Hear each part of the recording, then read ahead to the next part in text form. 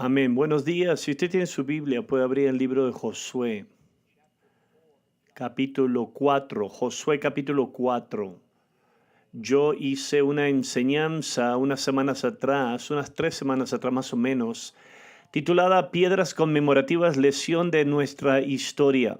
Lecciones de nuestra historia. Voy a hacer la segunda. No sé si voy a poder continuar a hacer esto todas las semanas, obviamente porque tenemos 53 años de historia, pero sí voy a hacer alguna de estas enseñanzas, lecciones de tiempo en tiempo. El tema o el punto para esto, vamos a leer una escritura, vamos a recordar la historia. Es muy importante, es parte de lo que es vivir para Dios, te ayuda a mantener quién tú eres y si tú conoces de dónde vienes. Entonces lo que hice, el fundador de nuestro compañerismo, mi padre, el pastor Wayman Mitchell, fue el que fundó y pastoreó esta iglesia por casi 50 años o casi un poquito más de 50 años. Y nosotros estamos mirando en lo que es, de dónde vinimos. Y yo estoy diciendo la historia de mis padres, de su ministerio, porque esto nos afecta aún lo que nosotros hacemos hoy en día, las cosas que hacemos hoy en día, cómo enfrentamos el ministerio. Vamos a leer Josué 4:4.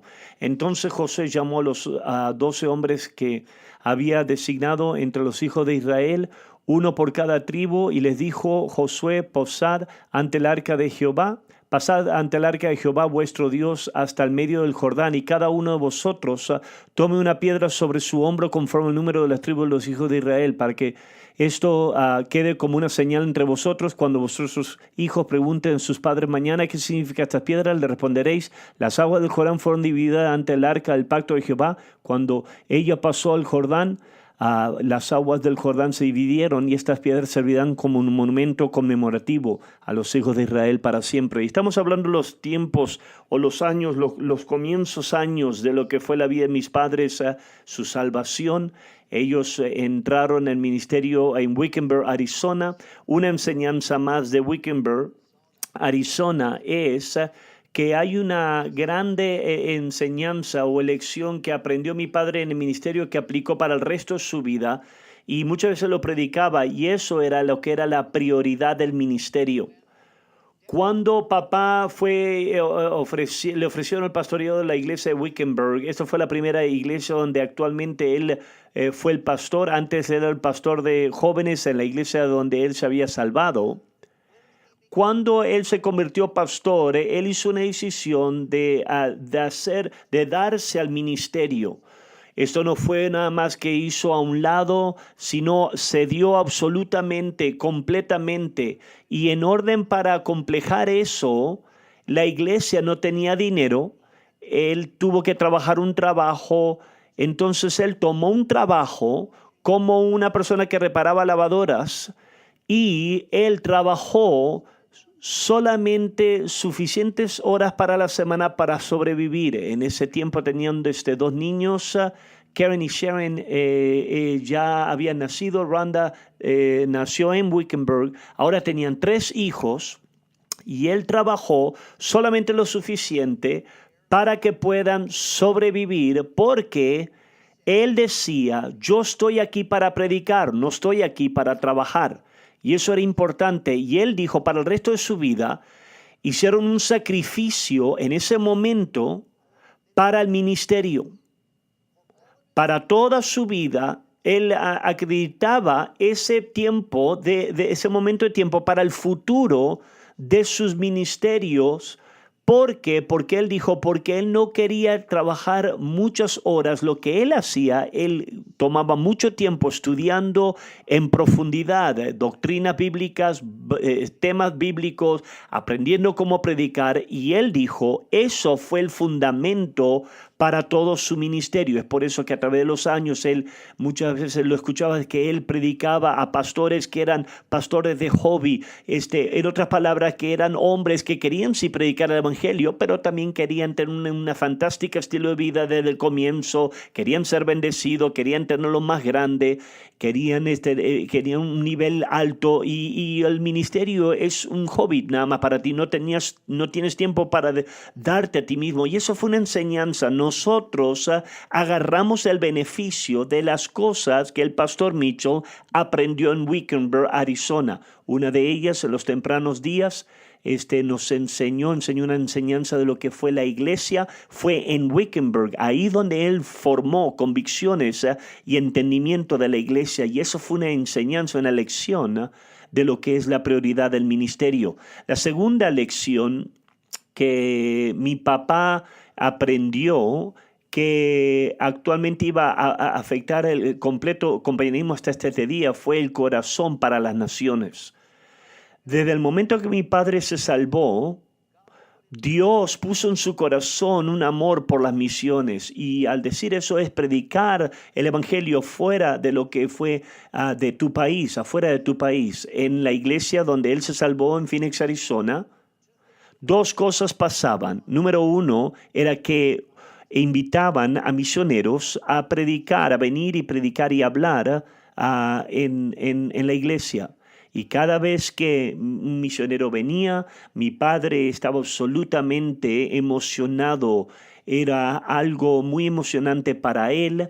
Él preguntaba preguntas con respecto a esto. Hacía poco dinero, pero siempre se aseguraba de él y mamá dar dinero para apoyar las misiones. Papá frecuentemente daba una historia de un misionero que había venido y que papá quería hacer algo para invertir en ayudar al ministerio de este hombre, pero no tenía absolutamente dinero en ese momento.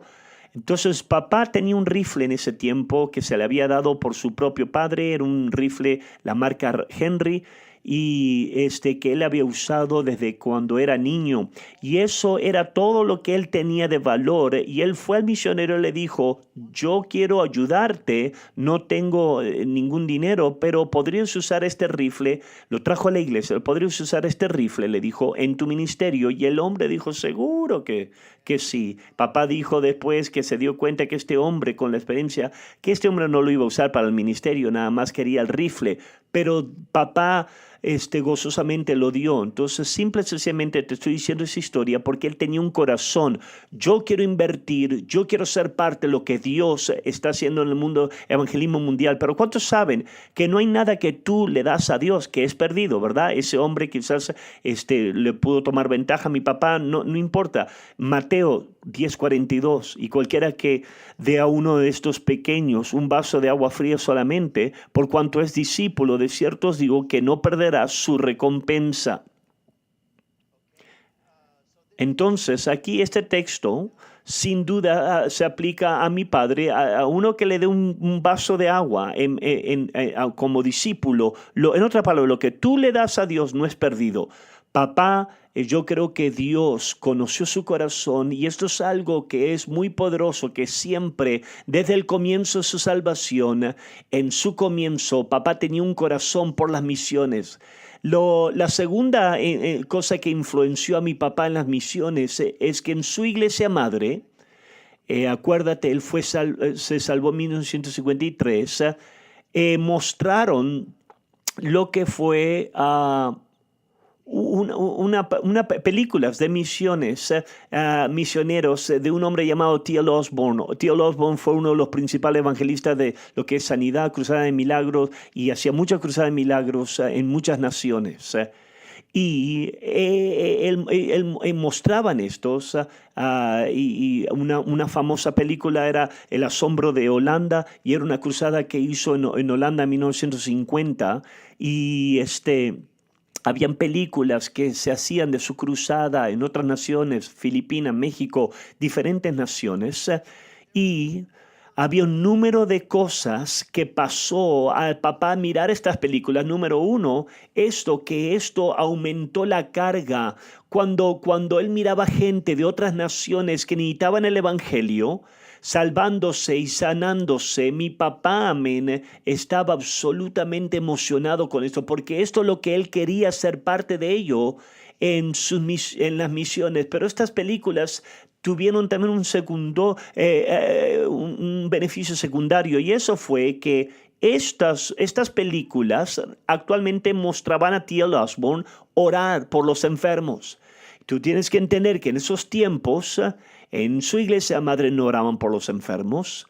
Él no conocía a nadie que oraban por los enfermos. Recuerda que en la primera enseñanza yo dije que él fue a un colegio bíblico, es más, enseñaban en contra de lo que era divina sanidad de una manera u otra, aunque eran supuestamente ser un colegio pentecostés. Pero él estaba mirando películas y mirando aquí lo que era la película de un hombre que estaba orando por los enfermos. Esto es algo que tú no sabes. Si tú veías a mi papá orar por los enfermos, ¿cuánto usted veía a papá en una cruzada? Usted lo miraba en México, la cruzada, recuerde, usted miraba cómo él oraba por los enfermos. Usted literalmente estaba mirando T.L. Osborne. Cuando papá hacía una cruzada, papá decía, Jesucristo está vivo. Él ha resucitado de los muertos, y entonces vamos a ver milagros esta noche. Eso era algo que vio a T.L. Osborne hacer y adaptó eso, el patrón de orar por los enfermos, en una oración masiva, poniendo tus manos en el cuerpo, comandar lo que es sacar la enfermedad, de dar gracias a Dios por la sanidad y después inspeccionar tu cuerpo. Eso fue algo que vio como Osborne oraba por los enfermos, y mi papá dijo, ¿sabes qué? Eso es lo que yo quiero hacer y quiero tener que obre en mi vida.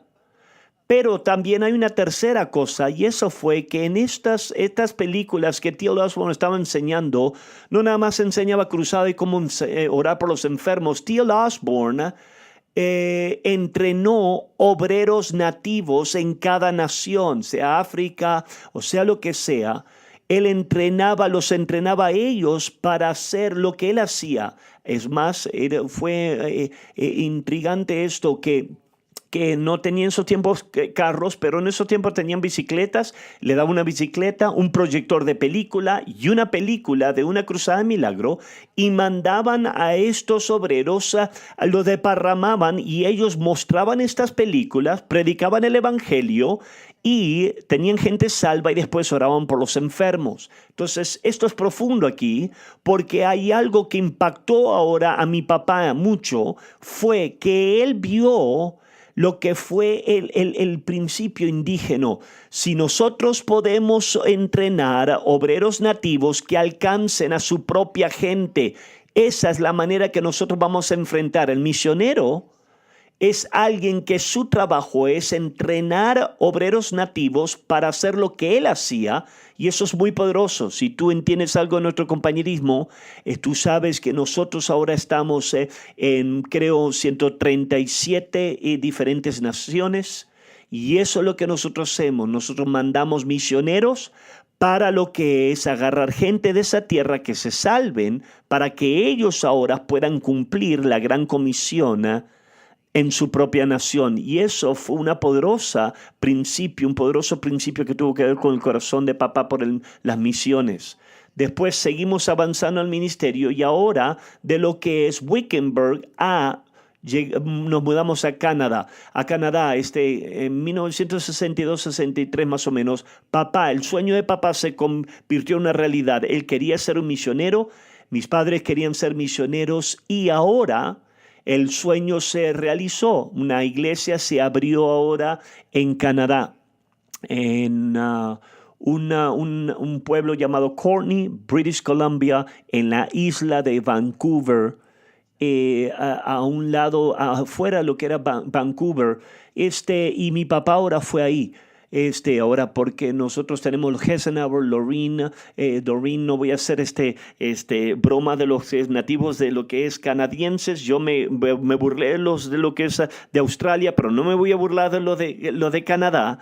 Pero ahora mis padres, ellos fueron misioneros. En ellos ir a Canadá un sencillo evento pasó que es más formó ideas fundamentales para el compañerismo en los años más avanzados. Ellos ahora se iban a mudar de lo que es, creo que tenían en ese entonces 4 niños y ahora Karen, Sharon, Rhonda nació en Wickenburg. Sí, tenían 4. Se mudaron de lo que es de Wickenburg, Canadá, y le dieron $200 para mudarse a un nuevo país, para acomplejar esto. Entonces, lo que tuvieron que hacer es, tuvieron que deshacerse de muchas cosas. Número 2, al ellos empezar a ir al viaje su carro, su automóvil se rompió y tuvieron que gastar grande porción de esos $200 en reparar el carro, el auto, y él dijo que ahora cuando llegaron a lo que es una nueva vida en un nuevo país con $11 bajo su nombre. Eso tuvo un profundo impacto sobre mi papá. Ahora tienes que entender esto. En una denominación, las cosas son centralizadas. Mi padre le decía a su pastor que él quería ser un misionero, pero la iglesia no los mandaba. Tú aplicabas para la organización, era central. ¿Quién decide quién es misionero? Lo que fue la oficina central. ¿A dónde va todo el dinero? A la oficina central. Entonces ahora la oficina central decía, tenemos algo que se abrió y ahora nada más te pueden dar $200 para hacer esto. Esto hizo un impacto profundo en la vida de mi papá, cuando él llegó con $11 con su nombre. Aquí hay una enseñanza, y esa enseñanza que fue puesta en mi papá es que apoyo financiero al ministerio.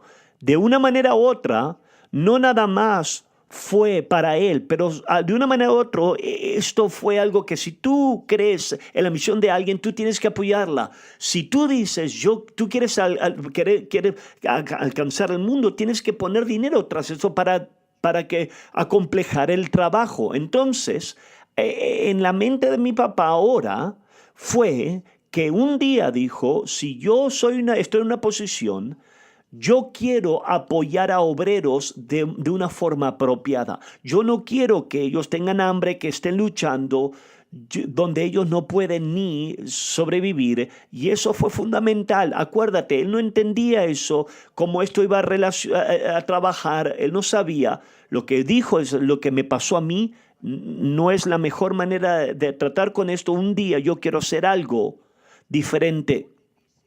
Courtney, BC, esa ciudad de Canadá, era una gente muy amable ahí. Él empezó a comenzar ahí y él empezó a hacer lo que se le había enseñado en la iglesia cuadrangular. Y eso es que tú usas competencias en la iglesia para traer gente, para que gente traiga gente. Ahora piensa acerca de esto. En nuestra iglesia nosotros decimos que tienes que testificar, predicamos en evangelismo, predicamos en predicar el evangelio. Eso no era la manera que funcionaba, obraba. Su manera que él se le había enseñado era que tú organizas lo que es una competencia. Una de ellas, yo no creo que mi papá inventó esto, pero se le comunicó esto, que ellos tienen una competencia, una competición en la iglesia de cualquier persona que traía la más gente a la iglesia ganaba un viaje a Hawái. Piensa acerca de esto. Un hombre me dijo ayer en la tarde, yo voy a explicar esto un momento. Una mujer en la iglesia llamada Pearl Cochran quería ganar.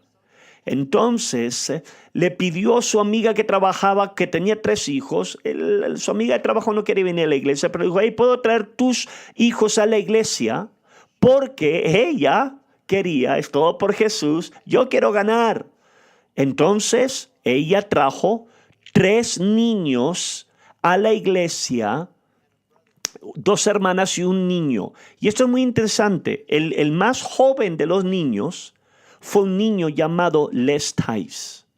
Les Tice vino no iban a ser parte de la iglesia, solamente los trajo a la iglesia para ese día, porque los números, para que iban a ser marcados, recordados y grabados, y la persona que traía más iba a ganar. Les Tice era un niño, sus hermanas fueron a una escuela dominical ese día. Les Tice estaba ahí coloreando un papel mientras que mi papá estaba predicando. Después de los años, Les Tice se salvó y él era de Canadá. Él se salvó a una de nuestras iglesias en Canadá y se dio cuenta que él había estado en un servicio con mi papá. Él ahora está pastoreando en lo que es Edmonton, Alberta, Canadá. Aquí está la enseñanza de la vida. Las semillas que tú plantas nunca son gastadas, malgastadas. Lo que tú haces para Dios, y piensa acerca de esto. Isaías 55:11, así será mi palabra que sale de mi boca. No volverá a mí vacía, sino que hará lo que yo quiero. Será prosperada aquello para cual la envíe.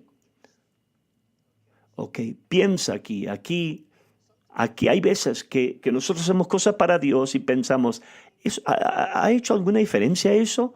Yo no sé si alguien se siente así, pero tú piensas, wow, eso fue un gasto, no creo que ganó nada, pero eso es una poderosa escritura. Las semillas plantadas nunca son malgastadas, son perdidas. Una historia que Les Tice me recordó de esto ayer, que mi papá nos decía esta historia muchas veces.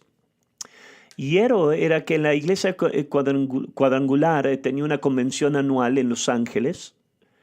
Una vez más, para algunos de ustedes, todo lo que conoces tú es la manera que nosotros hacemos las cosas. Nosotros mandamos obreros, mandamos los doves, mandamos a los obreros, las parejas, y en diferentes ciudades que plantamos, o aún diferentes naciones. Cuando es tiempo de conferencias, nosotros queremos que regresen aquí, que estén aquí, nosotros pagamos su viaje, ¿verdad? ¿Por qué hacemos eso? Bueno, escucha. No era la manera que era antes en la iglesia cuadrangular. Tenía una convención anual. Imagínate, para un pastor, tú estabas en el frente, estás tratando con problemas de la gente, estás siendo asaltado, frustrado, estás bajo ataque. Desesperadamente necesitas predicación, desesperadamente necesitas acercarte a otros pastores, ser animado y estar bajo la presencia de Dios que te ayude. Pero mis padres estaban pastoreando una iglesia muy pequeña en Canadá. Ellos no tenían el dinero, vuelos en esos tiempos ni existían fácilmente. Entonces la única otra opción era manejar. Pero recuerda, su automóvil era viejo, ya necesitó ayuda a llegar a Canadá. No había ninguna manera que podían venir ahora a Los Ángeles. Una familia, una amable familia, esta mujer que ganó la competencia, Ken y Carol Cochran, tenían un carro nuevo, un flamante nuevo carro, y sabiendo que mi papá quería y necesitaba ir a la conferencia, ellos le prestaron a mis padres su carro nuevo de manejar de Vancouver, Canadá, a Los Ángeles, y de regreso yo hice y calculé las millas y pusieron más o menos un promedio de 3,500 millas en ese carro flamante, nuevo carro. Ahora piensa acerca de esto. Aquí hay gente, ¿tú estarías dispuesto a hacer eso, a prestar tu carro? Te voy a dar mi carro para que lo lleves a otro país y pongas todas estas millas. Aquí hay una enseñanza en la vida, y eso es que otra gente hacen posible el ministerio. Otras personas hacen posible. Piensa acerca de esto. Mi padre estuvieron en conexión con esta familia. A través de los años, ellos intercambiaban cartas y tarjetas. Y a través de los años, y papá y mamá los visitaban de vez en cuando. Creo que Pearl estaba viva casi antes que mi papá falleció el año 2020. Su esposo Ken falleció unos años antes. Pero piensa acerca de esto. Hay gente en la iglesia que hacen la vida del pastor muy difícil. Pero Ken y Pearl dijeron, ¿cómo nosotros podemos ayudar tu ministerio? Eso es muy poderoso. Cuando la gente tiene esa clase de corazón. Ken y Pearl Cochran tienen una parte de todo lo que mis padres acomplejaron hicieron. Imagínate cuando llegaron al cielo, todo lo que están haciendo en este tiempo, pero Dios lo ve cuando tú inviertes en la vida de alguien Cada cosa que ellos se convierten después, todo lo que ellos se convierten, tú tienes parte de eso. Vamos a ver a Filipenses 4, 16, 17. Pues aún en Tesalónica me enviaste una y otra vez para mis necesidades. No es que busque donativos, sino que busco fruto que abunde en vuestra cuenta. Ok, aquí está.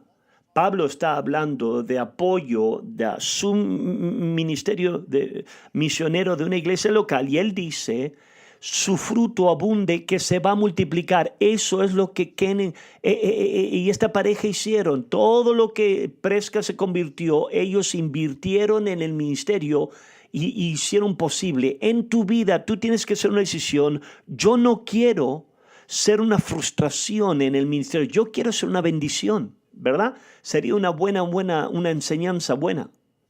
Vamos a cerrar nuestros ojos. Papá dijo que él y mamá se sintieron muy aislados cuando estaban en Canadá por la distancia, por la distancia, pero fue más un problema más de la distancia. No fueron mandados por una iglesia local, ¿verdad? No era cómo funcionaba esto. Mis padres estaban respondiendo a una necesidad en una organización. Entonces, cuando tú ibas ahí, no era como que tu pastor te estaba mandando y tú ahora podías tener una conexión con tu pastor. Lo que pasaba era que ahora tú estabas respondiendo a una organización. Cuando tú llegas ahí, tienes una persona que está encargada del área y la persona esa que está encargada, pero el problema es que no tenías conexión con ellos. Quizás podías conocerlo después, pero no había una real conexión. Esto formó un fundamento para nuestro compañerismo que no es la manera que nosotros hacemos las cosas. Y eso es que papá decía, tiene que haber un apoyo espiritual para los pastores.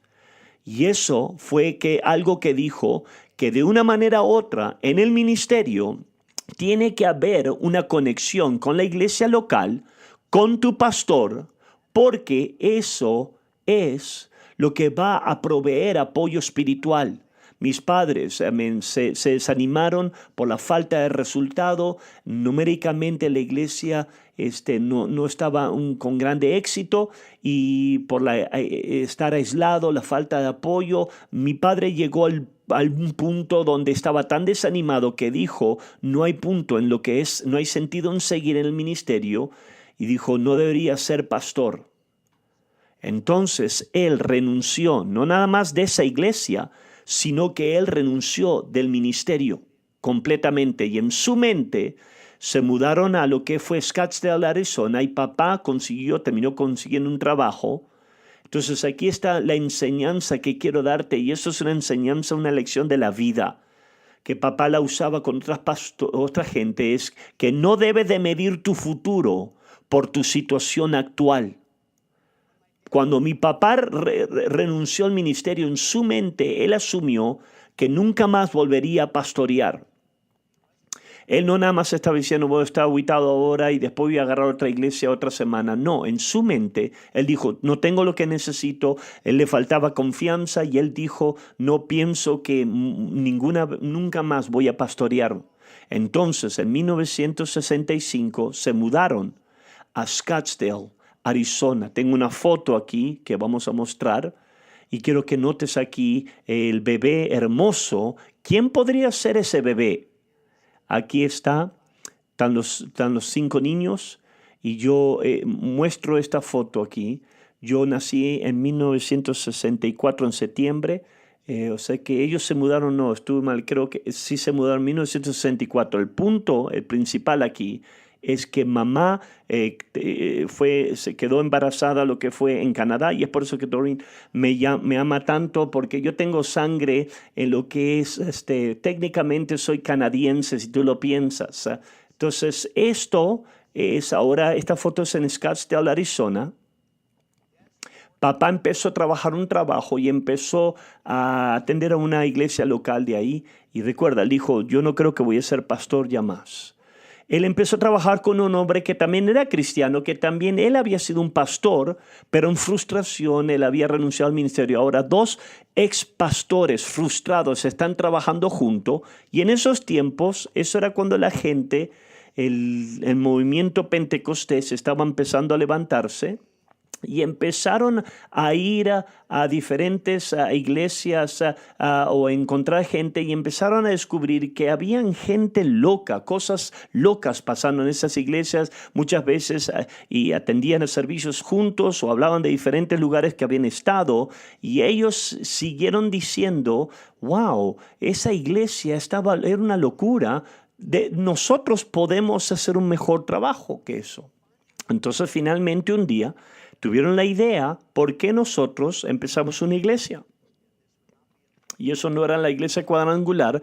Empezaron una iglesia y empezaron una iglesia, rentaron una casa antigua en Scottsdale, Arizona, y enfrente de lo que es la casa hicieron como un patio con un techo en el patio. No había calor todavía en ese tiempo en Phoenix, y pudieron empezar a juntarse abajo lo que era el patio en Phoenix, Arizona, y empezaron esta iglesia con los dos de ellos siendo copastores. Entonces él dijo que la palabra empezó a desparramarse, la iglesia empezó a crecer. Pero papá aprendió una enseñanza, una lección muy importante que nos afecta hoy en día, y esa enseñanza es que el pastorear bajo comité no funciona. Y eso es una enseñanza muy importante, que esto fue fundamental. Dijo, tuvimos una iglesia no con un pastor y asistente pastor, fueron con dos copastores, creamos un monstruo de dos cabezas. Dijo, eso no trabaja, pero eso fue fundamental. Papá empezó a ver cosas en la manera que él vio cómo las iglesias trabajaban. Muchas veces las iglesias funcionaban con concilios, con comités, con ancianos, y papá dijo, yo no creo que eso es bíblico, número uno, y número dos, prácticamente eso no trabaja, no funciona, y se convirtió en algo que es fundamental de la manera que nuestras iglesias son estructuradas aún hoy en día. Entonces aquí él está siendo copastor con este pastor, la iglesia está creciendo, pero el hombre que estaba pastoreando con papá empezó a notar y empezó a sentir que este hombre en su trato de gente era manipulador, y en maneras que no eran sanas, y hasta una casi deshonesto. Entonces mi papá llegó a una decisión que dijo, yo no puedo participar en deshonestidad, yo no quiero tratar con gente así, no voy a mentirles a ellos o ser deshonesto de muchas maneras. Entonces hizo una decisión de renunciar y dejar a este hombre, decir, ¿sabes qué? Quédate con la iglesia, yo voy a seguir porque no quiero ser parte de esto. Entonces hay una enseñanza, una lección que en la vida y que nos ha afectado, y esto es una verdad para ti también, que Dios puede guiar a personas honestas. Mi padre hizo una simple decisión, y esa decisión fue, yo quiero ser honesto. Proverbios 11:13, las buenas personas se guiarán por la honradez. La deshonestidad destruirá a los que no son dignos de confianza. La primera parte es poderoso aquí. Escucha esto. Mi papá no entiende muchas de las cosas que está pasando en el ministerio y la vida, pero él dijo, yo quiero ser honesto. Ese texto dice, si tú quieres ser honesto, Dios te va a guiar. Y eso es verdad, y lo podemos mirar más adelante como Dios lo hizo. Avanzamos en el ministerio aquí, y en 1966 papá quería regresar al ministerio. Él se puso en contacto con lo que fue la gente de la iglesia cuadrangular y les dijo que le gustaría pastorear una vez más, y le ofrecieron una iglesia en una comunidad de agricultura en un lugar llamado Emmett, Idaho. Y esta comunidad no había mucho dinero. Ahora, esto es mi memoria temprana de mi propia vida. No tenía mucha gente dinero ahí. Y la gente pagaba sus diezmos con sus frutas y vegetables. Yo no creo que mi papá estaba muy a favor de eso, pero yo recuerdo que comíamos bien. En Canadá, y hay una historia en su ministerio en Emmett, Idaho, que sin duda escuchaba de papá decir a mí también que el director de la funeraria del pueblo se puso en contacto con mi papá porque le caía muy bien. Dijo, hay gente que viene a nosotros y muchas veces tienen familiares, tiene gente que necesitan un entierro, un servicio fúnebre, no tienen pastor, no tienen iglesia. ¿Estarías dispuesto a lo que es a hacer servicios fúnebres para la gente? Y papá dijo, seguro, él lo hacía eso para ayudar, para conocer gente. También creo que el hombre le pagaba $10 por hacer cada servicio, el dinero escaso en ese entonces. Y papá dijo una historia que un día el hombre dijo, ¿sabes que alguien murió?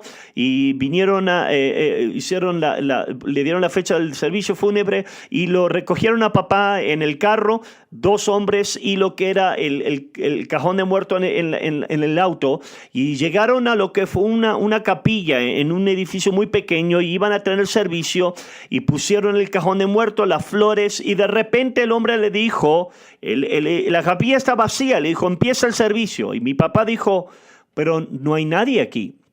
Y el hombre dijo, sí, nadie va a venir. Entonces papá dijo que este hombre tenía 67 años de edad y ni una alma, ni una persona vino a su servicio fúnebre. Eso impactó a papá en muchas maneras y él dijo, y hay una enseñanza aquí, y eso es que en la vida tú tienes que vivir de tal manera que causes impacto en los demás. En las decisiones, como tú tratas gente, con lo que tú haces en la vida, tú tienes que asegurarte que tu vida está haciendo impacto, porque él dijo, yo no quiero terminar mi vida y que nadie se interese, ¿verdad? Eso es una elección que todos nosotros podemos hacer. Papá tuvo algo se le había enseñado a papá en el colegio bíblico, y eso fue que su filosofía del ministerio era que la manera que tú alcanzabas adultos era a través de sus niños. Una escritura que siempre se le enseñaba era Isaías 11:6, dice que un niño va a guiarlos, ¿verdad? Y se le enseñó toda su vida eso, aunque esa escritura está tomada fuera de contexto, está hablando del milenio. Es una mala idea cuando tú aplicas una escritura del milenio y basas toda tu vida de eso. Entonces, lo que eso significa era que él se le había enseñado cómo tú creces en la iglesia es a través de los programas de niños. Muchos de ellos, amén, eran programas para los niños. Acuérdate lo que eran las competencias que tenían, y eso fue la primera vez que Les Tice me había dicho que fue un viaje a Hawái. Por lo general era quien ganaba una barra de chocolate. Yo recuerdo un día la competencia, y como niño recuerdo que la competencia era que tú ganabas una nieve de que se llama banana split de 6 pies de largo. Eso es lo que cada niño necesita. Imagínate eso. Y lo hicieron, ¿verdad? Eso fue competencia. Yo tengo una foto aquí. Estas son fotos de lo que es de Emmett, Idaho. Y aquí tú puedes ver que son niños, ministerio de niños. A la izquierda tú puedes ver la niña en el centro ahí, mi hermana Rhonda. Y en la derecha tú puedes ver allá atrás papá, en el fondo mamá está atrás también, la hilera de atrás, la tercera, también puedes ver está Rhonda y enfrente. Y yo creo que hasta yo estoy ahí, en la izquierda, no me había dado cuenta que yo estaba ahí. Está Rhonda, segunda, y la cuarta es Debbie también. Y tú puedes ver aquí que esto lo que tenían eran competencias con niños, programa de niños, y una cosa es difícil tú para ver aquí, pero en la iglesia cuadrangular, en la pared de atrás ponían lo que eran la cantidad de gente que atendía a la iglesia. Y tú puedes ver ahí en la izquierda que tuvieron 179 personas el domingo anterior. Esa iglesia estaba creciendo. Pero también en la izquierda, en el mes de enero, para las misiones del mundo, habían levantado $144 con 42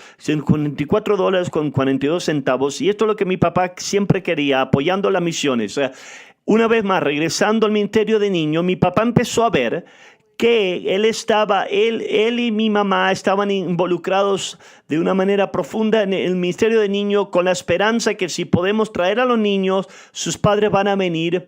Pero él dijo, no trabaja esto. tú sí traen los niños, pero lo que los padres hacían era, ¿sabes qué? Wow, tenemos una hora libre ahora. Con gozo soltaban los niños y iban a divertirse y después regresaban por los niños. Y papá dijo, si tú agarras a los niños, no necesariamente vas a agarrar a los padres.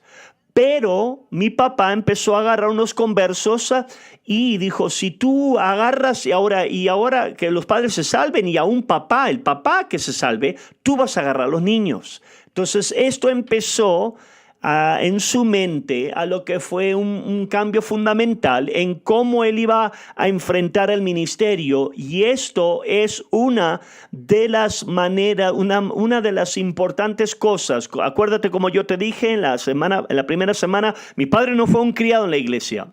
Los dos solamente fueron 2 veces antes de ser salvos en toda su vida hasta el punto que se salvaron. Lo que mi padre quería eran conversos. Como ellos.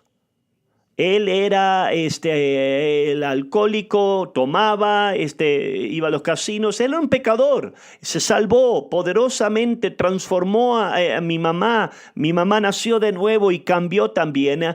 Y mi padre no quería jugar al juego de la iglesia. Él tenía gente buena en la iglesia, tenía algunos pocos salvos, conversos. Pero mi papá dijo, una iglesia necesita ser edificada con conversos. Él no sabía cómo eso iba a pasar. Pero eso fue algo que fue fundamental. Otra cosa que pasó en Emmett, Idaho, fue que yo te dije la semana pasada que va a poner Dios gente en tu vida. Y eso fue que uno de los hombres, su nombre se llamaba John Metzler. John Metzler había ido al colegio bíblico con papá y tenían un espíritu que se había unido y amaban las cosas de Dios, amaban las misiones, amaban lo sobrenatural.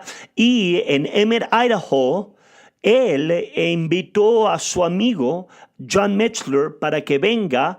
Y aquí está, una vez más, otra foto aquí. Aquí está papá afuera de la iglesia. Y aquí está la iglesia de adentro, en lo que es Emmett, Idaho. Pero él invitó a John Metzler a que venga y que haga un avivamiento. John estaba pastoreando en California en ese tiempo y lo invitó a él. Él hizo un avivamiento. Y John Metzler, ¿cuántos aquí ustedes recuerdan? Son mayores. Si ustedes recuerdan John Metzler, ese es Jolene Metzler, este era su papá.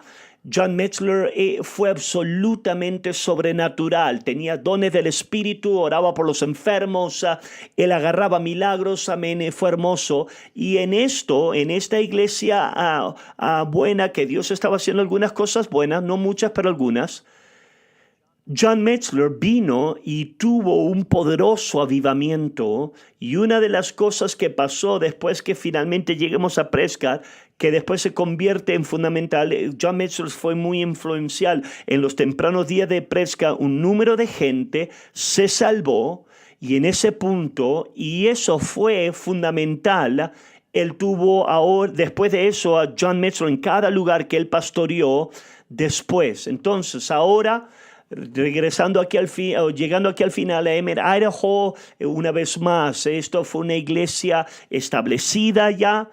Tenía lo que era más de una estructura, un poder de estructura, de la manera que trabajaba y operaba antes de papá llegar, cómo funcionaban en la iglesia, dirigían la iglesia en una manera. Y mi papá dijo, ¿sabes qué? Eso no funciona muy bien.